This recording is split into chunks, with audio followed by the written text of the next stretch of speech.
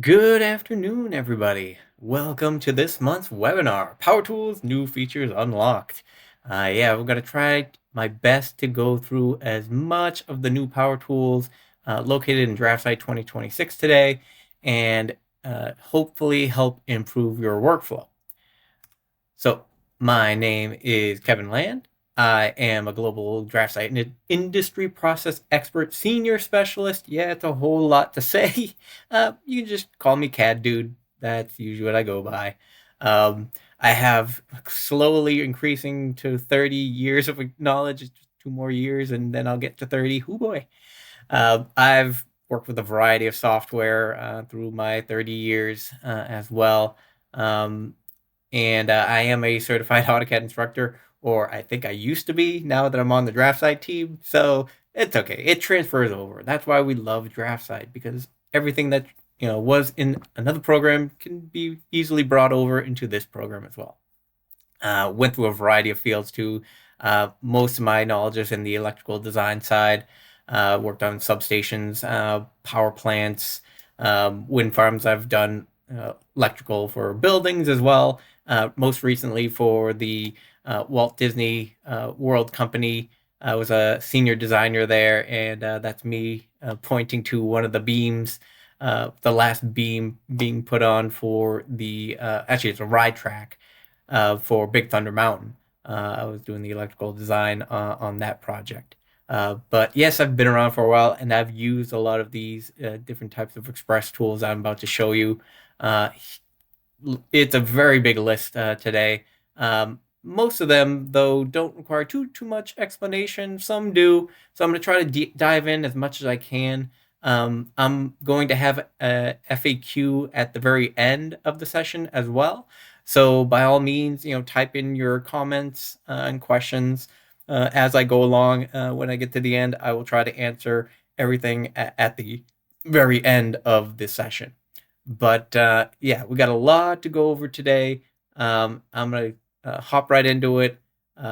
Luckily, if you're coming in late, the session is recorded, so don't worry about that. We'll be able to find it, and we'll try to get this information out as quickly as possible. All right, let's get into it.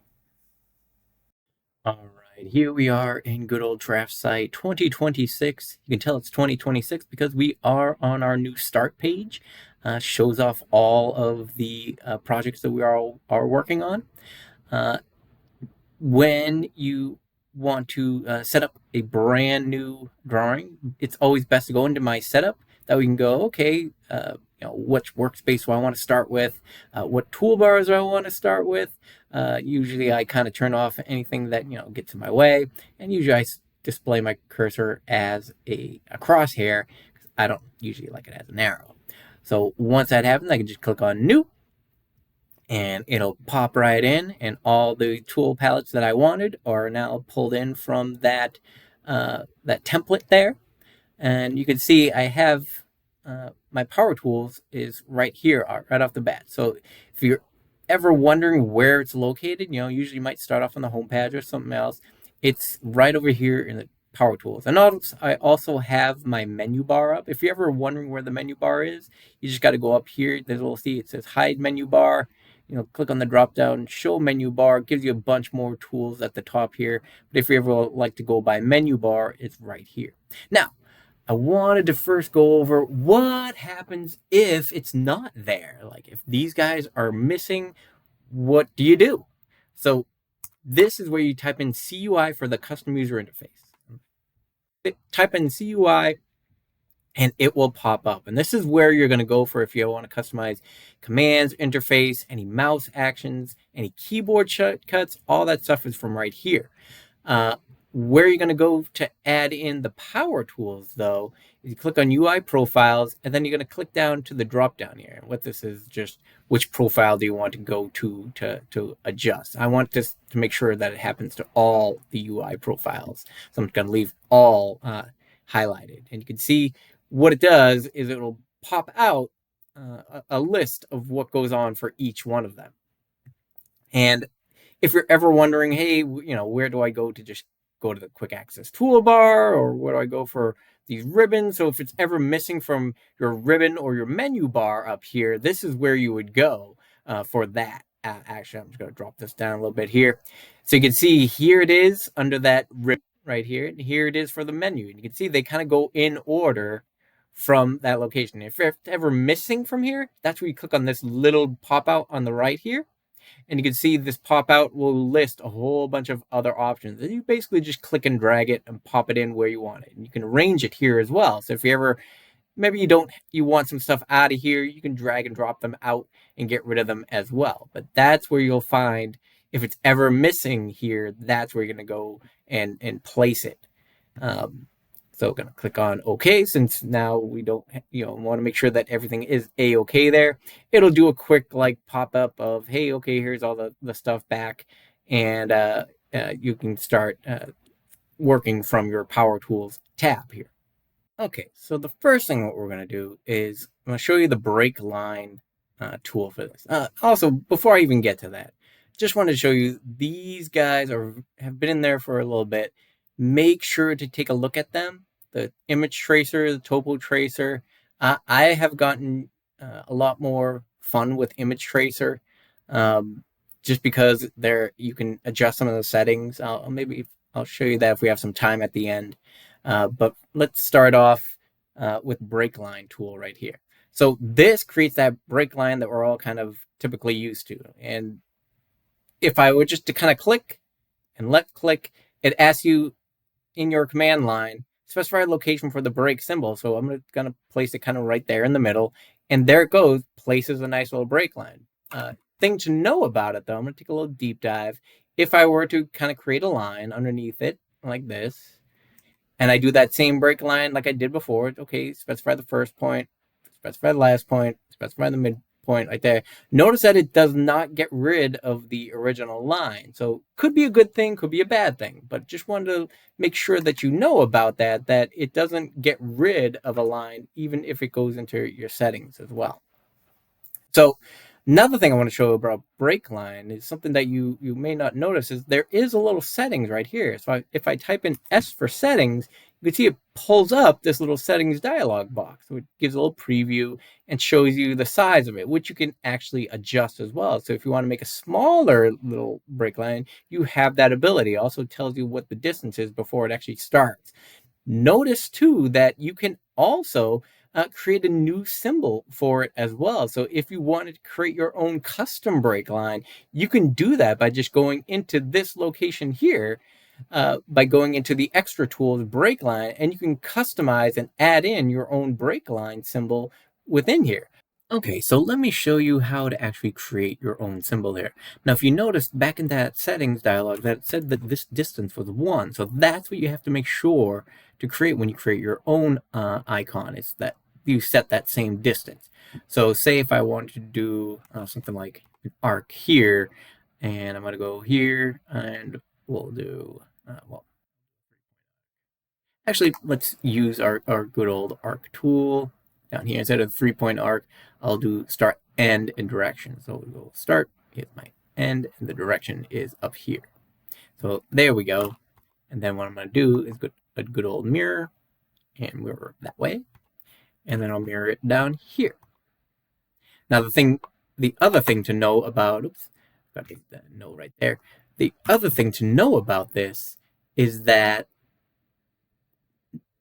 this distance here, these are both separate arcs. But if I were to go and use my Powertools break line, I go, okay, I want to create my setting here. I'm going to go say I'm going to create a new. I'm just going to call it SPL for spline. Then when it asks me to specify my objects, watch what happens in my command line. Invalid. Specify a polyline. So it requires a polyline to be selected when you make these objects.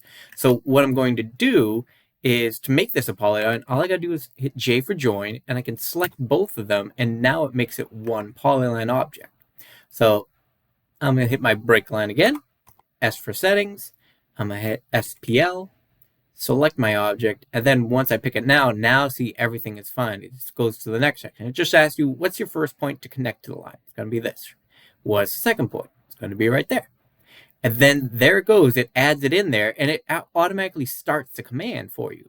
So if I were to go and start this off, same distance, I'm going to place it here just to give you the same length of the line, and then place it right in the middle. There you go. It's the same size. Other thing to know, though, if I were to make it a little bit bigger, so I'm going to do something like this. I'm going to do an arc, and I'm not going to really specify that same distance. I'm just going to make a bigger arc like this, and then I'll do a mirror like this, and then I'm going to mirror it again like this, and then I'm going to hit J for join. So this is a much bigger object, and you can see that it is a distance of, I got to bring this up here a little bit more. If you were to make sure that that's off, your object would go down a little bit, obviously. So make sure that it's nice and straight.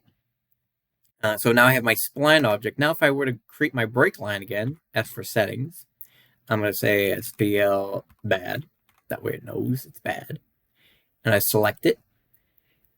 It'll say, okay, good to go. Pick my first line, pick my second line. And then once it goes into your, okay, let's place this bad boy here. And I go to place my long line here. And I'm expecting that it'll be the same size. It won't be. Why? Because it is specifying, it's taking this giant object and scaling it into its settings up here. S for settings, it's turning it to this size.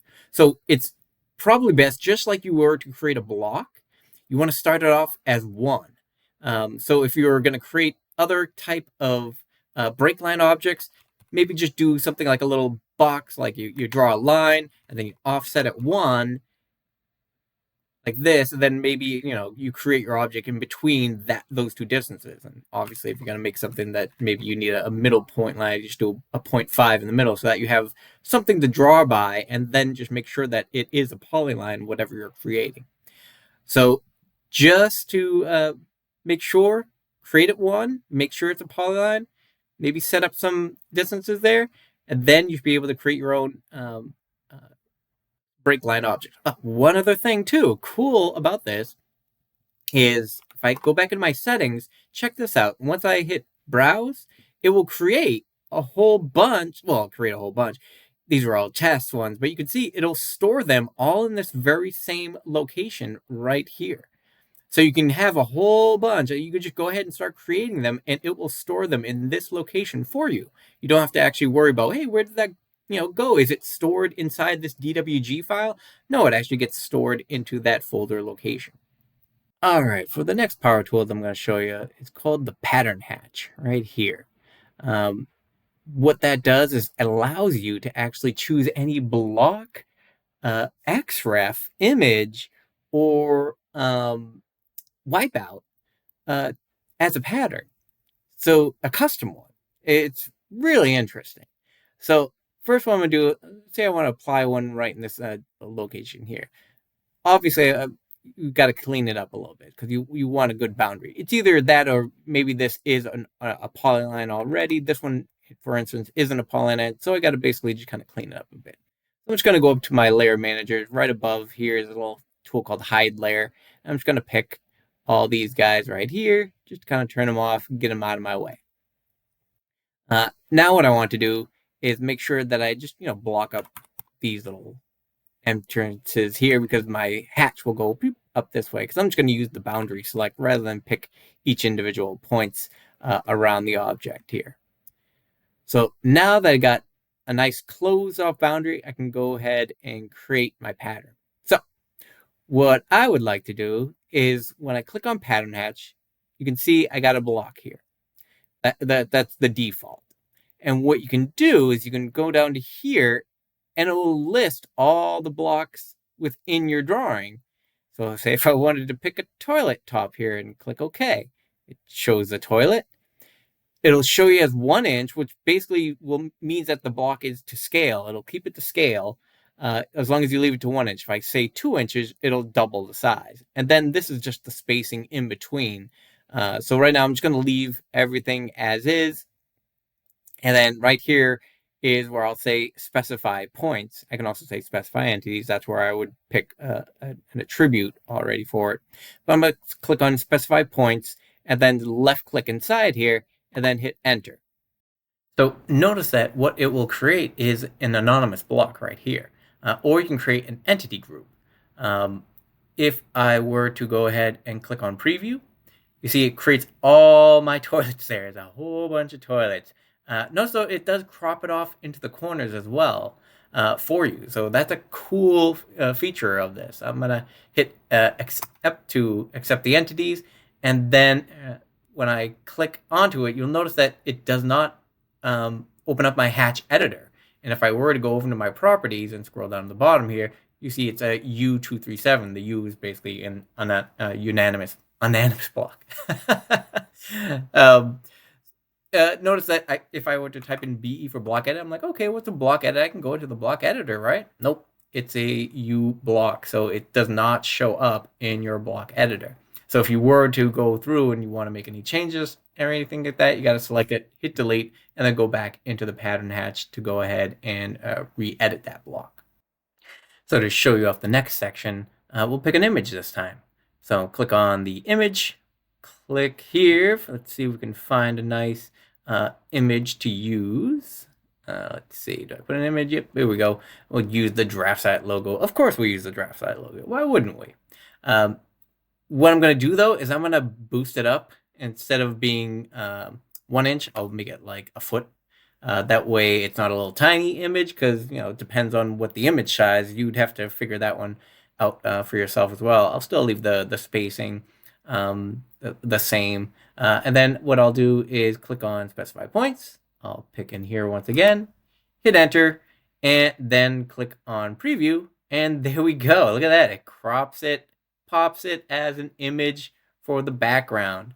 And then what I'll do is I'll just either hit right click to accept it, or I can hit escape to go back. And notice that you can change the origin and the angle as well. So if I were to say, maybe I'll pick a different origin location, maybe I'll pick this corner point right there. You can say I can then line that insertion point up right with there. And again, you can fool it as much as you can, but once you hit enter and accept it, that's what it is. It actually puts it in as an XREF image here.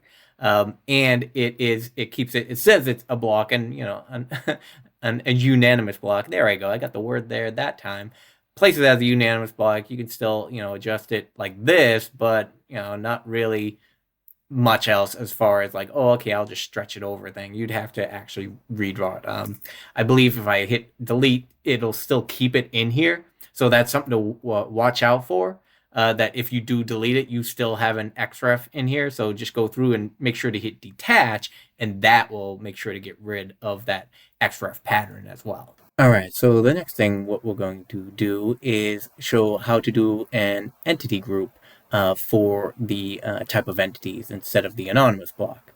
So what I'm going to do is go up and choose block, and then choose entity group as the options, and then we'll switch this down. Bring this back down to 1 inch, 1 inch, 1 inch. Pick it as an entity group, and then specify the points. Hit preview. And there we go. Okay, so then it popped it up there. And then when I hit enter, but this brings it in as each individual group object. See, it's a block, but they're all individual groups within here, like that.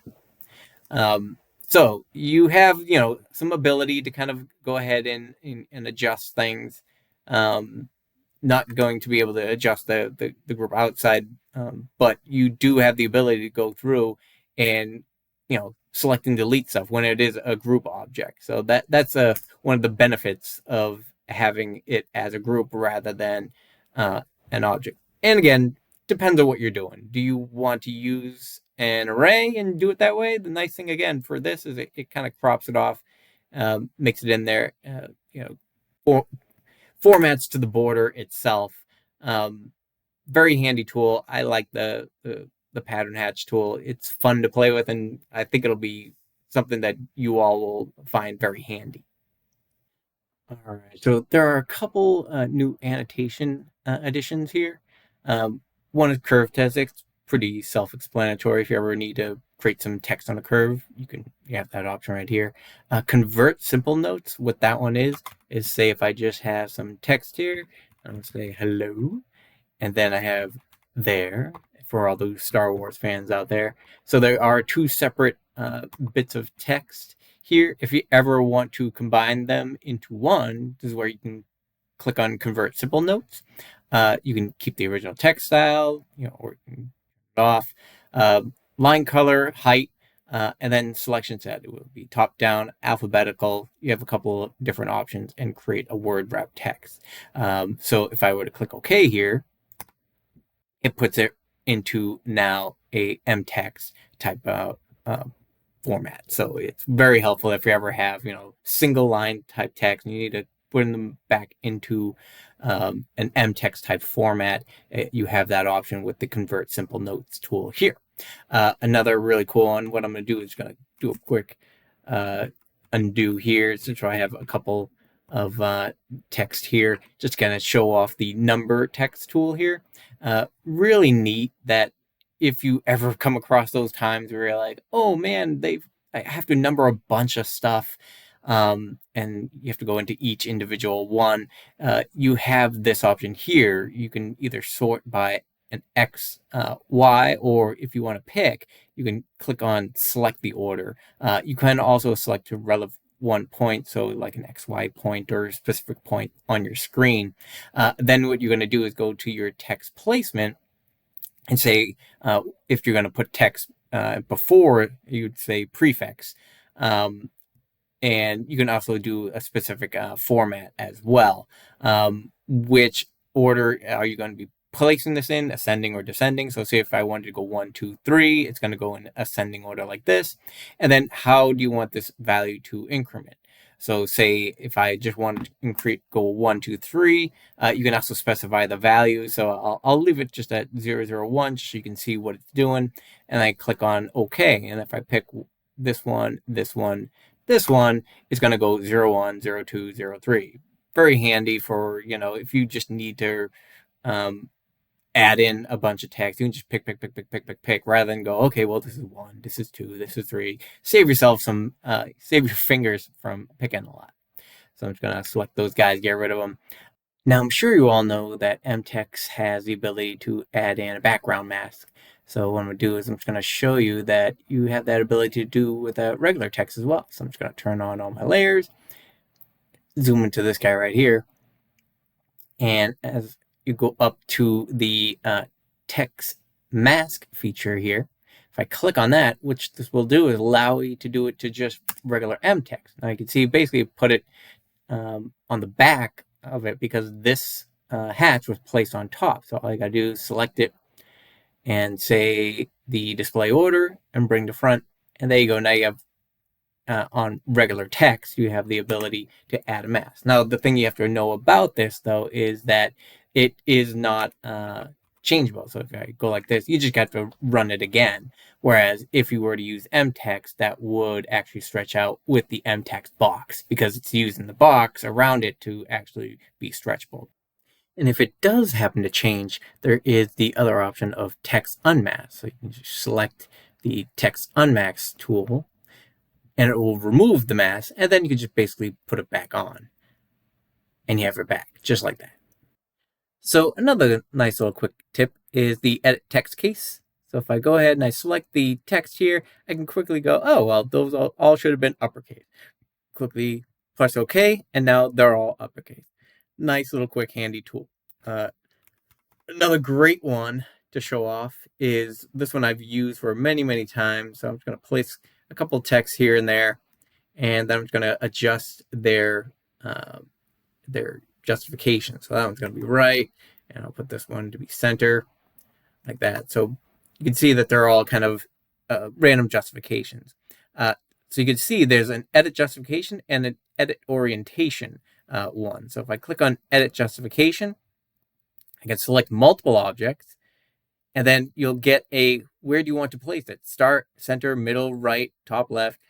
So if you click on start, they'll all be left justified. So say if I hit S for start, Now, notice this cool thing, they don't move from their location. And that is super handy, especially when you don't want your text to move. You just need to change the justification. Like, say there was a bunch of text that was all right justified, but the person who made it put the text on the left so that when you go to edit that text, it's now going off to the right where you actually wanted it to go to the right. You can easily go in, and I say this because it's great that if I were to go this way and I go, oh, well, this is, it's currently left, it was supposed to be right justified, it moves the text. This tool right here makes sure that the text does not move. It is great and handy. Same thing for the edit text orientation. Select multiple objects and then enter an absolute rotation angle. So if I want to click, let's say 30, and they'll be rotated by their actual rotation angles. Again, super handy. It's one of those tools that, sometimes I wanted to make sure that you guys know about it, because sometimes you go through and you go, oh crap, this happened, and now I have to kind of do one thing one at a time. These little hidden ones in here can save you so much time. They are great, great tools. Be sure to use them. All right, so the next area is all about blocks. So I'm gonna move up a little bit, and we're gonna play around with some block tools here. So number one, if you're an old AutoCAD user like myself, and you want to know where the burst tool is, this is where it is right here. If you type in burst, it doesn't show up. So you actually have to create an alias for it, but this is the new name in 2026 DraftSight. In 2025, it actually had an older name, but they're kind of trying to keep the name a little bit similar to being used for the power tool, so it kind of has a new name, Explode Block X. But it works exactly the same. So if I would just copy this down here, and you can see this is a block with an attribute. If I hit burst or Explode Block X, I can select it, and it turns the item back into simple lines or polyline and text. If you don't want to explode it, there's this cool little tool called Copy Nested. Neat thing about this is if I wanted to pull an item out of a block, an existing block, I can just select it and actually pull that item out without having to even go into the block. That one is super, super cool. So if you ever just need to grab something out of the block, maybe you just need to, change it up somehow, or you just need to use it as a reference, use that tool right there. There's this nice little handy dandy tool called Scale Block. What that does allows you to scale multiple blocks all from the same location. So if I select multiple blocks here, you have absolute and relative. So if I hit R for relative, I can say, okay, well, I need to scale them. Let's do down. So let's do half and half. They all scale from the same insertion point location. Notice how this one scaled away from the top because its insertion point is right here at the corner. So it's scaled down from that insertion point. But that is a nice little handy tool to scale down multiple objects at the same time. You got a nice replace tool here if you ever need to replace blocks for something else. So if I say, let me grab whatever that section is. This is, let's see, what's their name? If you ever need to go for the block name, right click and go to our properties here. Right here. So that is block name wall number. So if I wanted to replace block name wall number with something else, I can just say replace block and say block name wall number. Where are you? Wall number. There you go. And then say I want to replace it with square. There we go.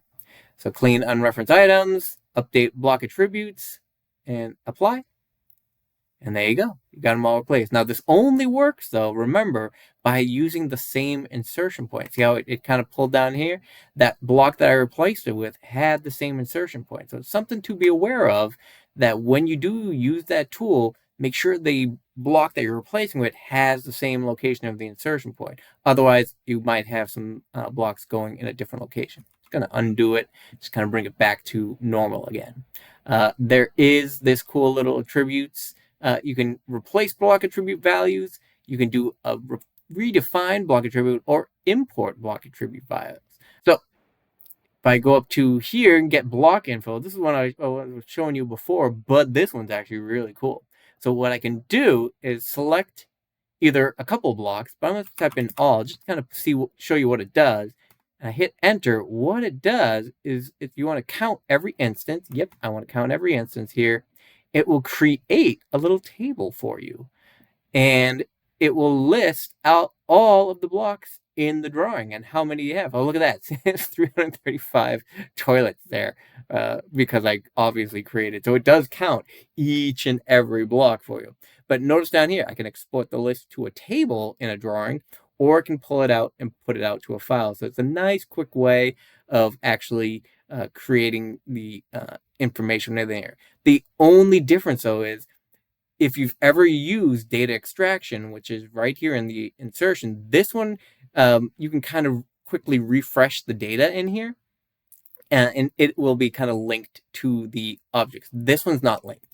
So if I go up to here and I right click, and you can see if I go to unlock it, you'll see that it is an unlocked data table. And you can also verify it here as well, that it just does not have any kind of connection. So you would just have to run it again if you did want to pull out all that data.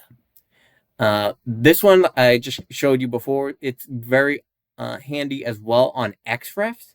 So if you ever like, I don't know what that object is on the XREF, just click this tool, then go mouse over, say, I want to grab what this is, and it will tell you what the entity is, the layer, the line color, and the line style as well. Great tool when you need to turn off layers in an XREF. Last one for the block is export attributes. So this one will write all the attribute values. Again, depends on what you're selecting. I'm going to select everything just so I can pull out all that data, and it creates a text file. I already pulled this data out, so I'm just going to go to my Windows. There we go. It'll pull out the data. You can actually use this data in an Excel sheet. You can kind of write it all by separating them all out using the spaces. There's ways to do it. But this is what the data looks like. If you're ever just wanting to pull out the attribute data, this is what it's going to look like. And all right, so now that I've shown you basically all the kind of block helpful tools there, I'm going to move over to the modify tool, and I'm going to show you one of my favorite ones, which is the flatten tool. Now this one has everything flat. You can see everything's nice on one single plane. But sometimes we have drawings such as this one right here, where it looks nice and great from the front, but when you flip it, you go, oh my gosh, what happened? How did someone just, oh my, if I hold down shift and middle mouse click, you can see like this thing just has so many layers, like onions. Onions have layers. For those Shrek fans out there. So how do we fix that? Well, we use the good old flatten tool right here. So we click on flatten and basically just do a big window around everything. Say, no, I don't want to remove any hidden lines. So you're just going to accept the default. It'll do a quick run. And then when we take a look at it, oh, wrong one. Here we go. Take a look at it. You can see it flattened. Oh, there's a couple of stragglers here. Let's take a look what these are. Quick way to fix that is if we go to our little view on the side here, if I click on front, you notice that it will put me into that front plane and also move the UCS as well. So I'm just going to do a quick window like this, and I'm going to move myself up. I'm going to hit shift right click and use my point filters, point Y, to basically place this into that location. Oh, you can see there's another little straggler here. What are you? Oh, there we go. What are you right here? That's a little dimension. It's a dimension within a block. How about that? So let's go into that block, BE for block edit. Hit OK. Oh, it's within this guy right here. So let's see. Yep, there he is way down here. So we're going to try do flatten one more time. If that doesn't work, I'll basically try to move it up. So do flatten. Nope, going to do that. Does that work now? Nope, he's still down there, that little bugger. All right, so I'm going to do the same type trick. I'm going to go M for move. Oh, it's connected to something up there. If I move that up here, let's see, point Y of this endpoint. Right there. Ooh, he moved up that way. So if you're ever struggling with that, best way to do it is to, let's go back, because right now I think he's just kind of floating in that space. We'll go back to here. Right here. So I've noticed definitely with times I've used flatten in the past that sometimes dimensions can be a pain. So it's all right. It's one dimension. It's not a whole bunch of dimensions. You can saw that flatten tool killed a bunch of stuff and put everything onto that one plane. Dimensions sometimes work in their own world. So let's see what this guy is. ESC-50 is the dimension. Okay, so that's on this. Let's go to ESC-50 to make sure that I'm on the same dimension. Best way, just blow it away. Don't waste time going back and forth with it. Just blow it away and then just pop in another dimension. There we go. And that guy is connected. Save yourself the time. I could go back and forth, up and down, up and down. Oh, did I get it right? Did I get it right? Dimensions are usually ones like that. Just recreate it. Save yourself the trouble. Save yourself the headache. I'm going to save that in there. Go back out to here. Change up my UCS one more time. Oh, there's another dimension right here. What's this guy? Oh, he's just an angle. Let's see if I get lucky. Go back, do my cool little trick here. Switch off to the front. M for move. Select this guy. Bring it down. Point Y of this endpoint. And it could be any random endpoint because it's on that same direct location. That one moved down. And there we go. I'm back into my flat plane. Just make sure to switch back your UCS because then you'll be drawing a random plane. But that's how you kind of quickly fix things. But you can see the power flatten was able to get pretty much 99% of everything and save myself a whole lot of headache because you would have had to go up and down, up and down, up and down with all those types of other objects. All right, for my next bit of power tools, I am going to go into paper space here. So you can see there's a couple other ones here. They're squeezed off these little drop downs because I'm on a laptop screen here. But what I want to show you is the line viewport views tool first. So what I'm going to do is I'm just going to shrink this up a little bit, shrink this one down as well. And say I wanted to continue this viewport space to show off the other bits into another viewport. So if I were to select that, it's like, okay, well, now I have to go inside here and kind of scale in. Okay, is that the right scale? That kind of thing. All right, so with this tool, you don't have to do any of that. All I got to do is select Align Viewport Views. I pick which one that I want as the master, and then this one is going to follow, and then I just hit Enter. And it moves it and places it into the same location and scales it as well. So if I wanted to drag this down to here, you can see it lines right up. Very, very handy tool for, just wanting to continue off objects in another viewport without having to worry about, did I get that in the right location? Is it this one will put it in the right location for you. While I have multiple viewports here, I'm going to show you the viewport scale ratio. What that does, it checks and tells you what is the scale ratio. So you can see like, oh, this is 1 to 36.352. Oh man, that's not, maybe it's supposed to be 1 to 40. So I can go into here into my scale list and, let me just reset my scale list here to metric, like that, and apply and okay. So if I were to select this, I can say, oh, well, that's supposed to be 1 to 40, not 1 to 36. And I can do the same thing for this one, 1 to 40 as well. So that's a quick way of just going, oh, is this the right, did it do its thing? Yep, there we go. Now it's 1 to 40. Nice quick check for the scales. So next one here, this tool, it's called the Align Workspaces tool. What it does, it will align your viewport to paper space objects. So I have this line here. It is a length of 5. And what I'm going to do is align it up to this object here. So what it's going to do is it's going to go into my model space and it will move and scale along to this object in paper space. So it's great for, say, things you have like a column line or something like that you're trying to line up, or some other object in paper space, and you need to align the viewport model space objects to it. So I'll show you how it works. So we go in align workspaces. You don't even have to go into into viewport. It will go into the viewport for you.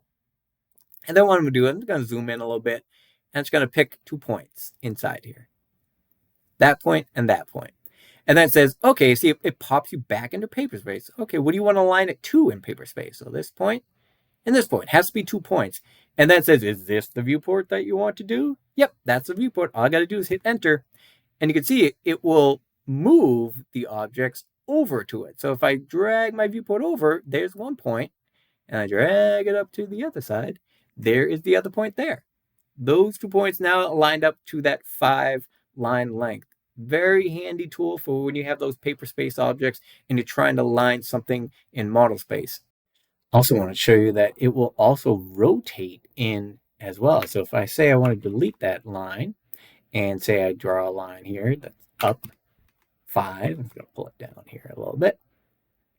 And then I want to actually align it up this way. So I'm going to say, okay, oops, I need to zoom in a little bit closer. Let me get a little closer here. Here we go.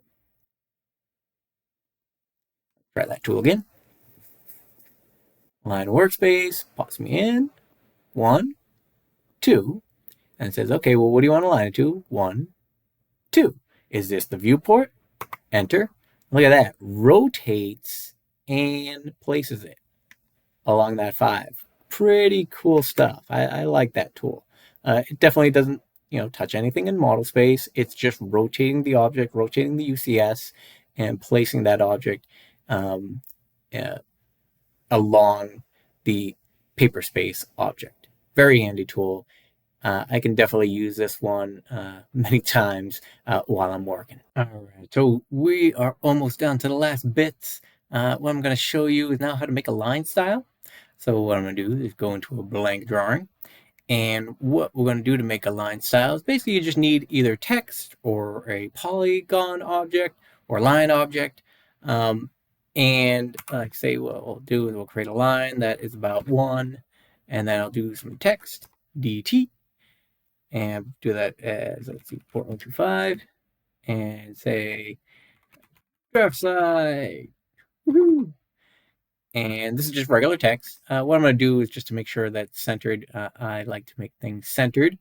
So I'm going to go over to our middle center here. And actually, not middle center, we'll do left center. Where is it?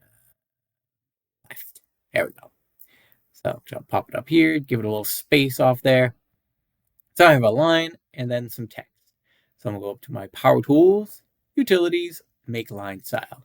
And what it does is it brings up this little dialog box and it says, okay, where do you want to put it? So I'm just going to put it there is a listing for it here. I'll put it in here just to make sure that it does find it, but you can path it to anywhere else. DraftSight and say save. And then what you're going to do is give it a name. So draft text. And then give it either leave the description open or just copy and paste. If you leave it open, it'll just copy the name down for you. Now it asks you got to redo your command line. Specify the start point. So we're going to start here, and then the end point is actually going to be right here, basically where it's going to connect in again. And then ask you, all right, well, what do you want? So I'm going to select my text and my line. Make sure to grab them both. Okay. So there we go. It line style draft text created and loaded. So it loads it into this file automatically for you. But obviously it's not going to show up here because you have to actually attach it. So I'm going to call DS for DraftSight, and then there's our draft text right there. And then obviously make it active. So now when I do my polyline and I draw out my line, there they all are. DraftSight, woohoo, DraftSight, woohoo. All right. Fun with creating our own text styles. I love it. Very handy tool, especially if you need to create your own line styles. You can make it whatever style, but that is the simple process to do that. If you need to make shapes, it's in here as well. Or if you need to convert a shape as well, here it is. I wanted to show you this one. It's a list explorer. So when I click on the list explorer, what it does is it pulls open a dialog box. And this dialog box, what it shows is just a pathing of, okay, where would your your lists be located. And this is great for like, hey, I just want to see everything that's loaded. Now, this is all the stuff that's loaded already, but all those loaded stuff is a lot of the stuff that comes with DraftSight, not the stuff that I did anything. But if you're like, I have a folder that's got a bunch of stuff in it. It's got, it's my downloads folder. And say my downloads folder is full of junk. And I'm like, dude, I can't find those list files. I'm having trouble. So if I just specify the folder, it will go in and look for those list files.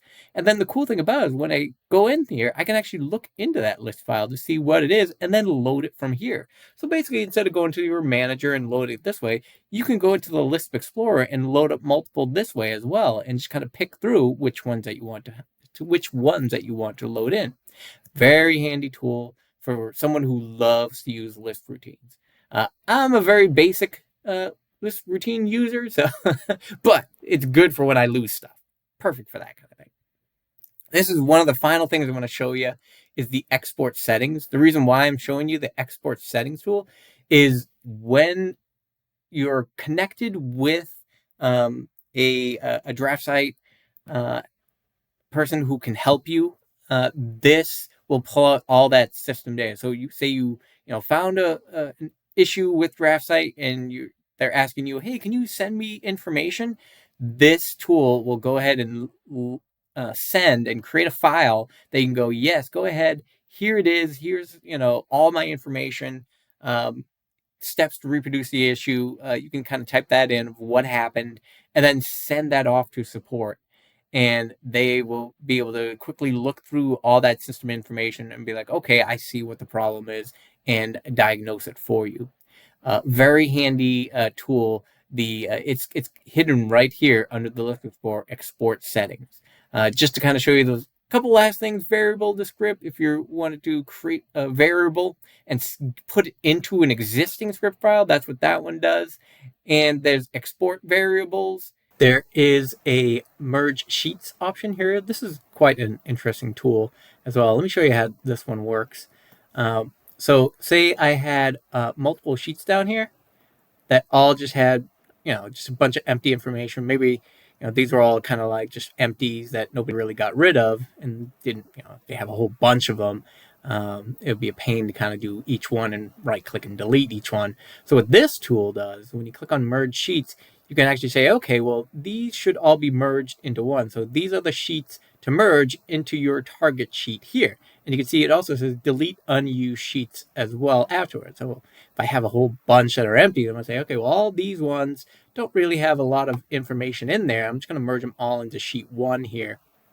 So this is all the sheets I have. This is the one that I want to target to. I'm going to delete any of the unused and delete any geometry from there as well, and click OK, and it'll go through and delete any of the geometry that was in there, but it also merges them inside just in case you wanted to keep that information. This information is all just, title block kind of stuff or viewport stuff that was kind of set up. So I can just select and delete them all. But it's a cool little option to have that, if you also good for if you wanted to copy and paste information over and get rid of the sheet.